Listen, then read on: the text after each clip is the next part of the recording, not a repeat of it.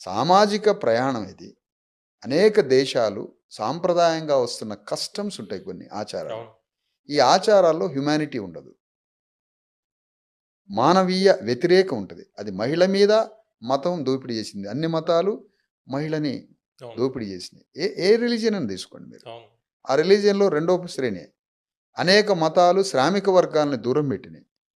భూమి మీద, ఆస్తి మీద, చదువు మీద, జ్ఞానం మీద, అన్నింటి మీద హక్కులు నిరాకరించబడి అస్పృశ్యులుగా, సేవ చేసే శూద్రులుగా మార్చినాయి అనేక మతాలు. అలాంటి కస్టమ్స్ నుంచి బయటపడి ప్రపంచమంతా అద్భుతంగా భూగోళం అభివృద్ధి చెందుతుంటే మన దేశం ఎందుకు ఇంత దారుణంగా ఉందని అడుగుతున్నాం. 140 కోట్ల మందిలో 100 కోట్లు బీసీఎస్ ఎస్టీలు ఉన్నారు.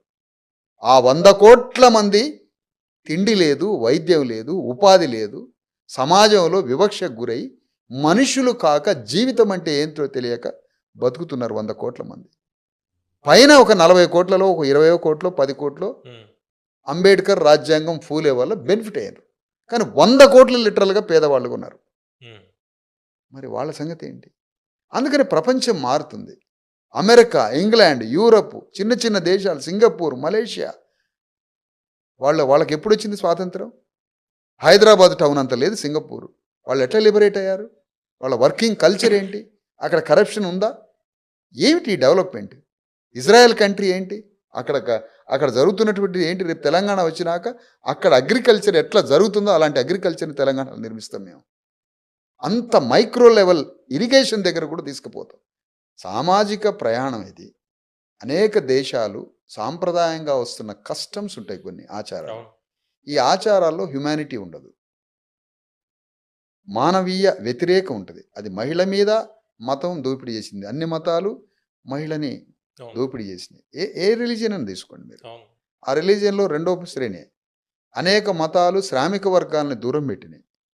భూమి మీద, ఆస్తి మీద, చదువు మీద, జ్ఞానం మీద, అన్నింటి మీద హక్కులు నిరాకరించబడి అస్పృశ్యులుగా, సేవ చేసే శూద్రులుగా మార్చినాయి అనేక మతాలు.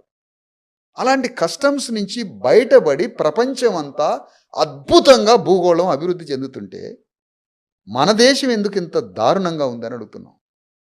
140 కోట్ల మందిలో 100 కోట్లు బీసీఎస్ ఎస్టీలు ఉన్నారు. ఆ 100 కోట్ల మంది తిండి లేదు, వైద్యం లేదు, ఉపాధి లేదు, సమాజంలో వివక్షకు గురై మనుషులు కాక జీవితం అంటే ఏంటో తెలియక బతుకుతున్నారు 100 కోట్ల మంది. పైన ఒక 40 కోట్లలో ఒక 20 కోట్లో 10 కోట్లో అంబేద్కర్, రాజ్యాంగం, ఫూలే వల్ల బెనిఫిట్ అయ్యారు. కానీ 100 కోట్లు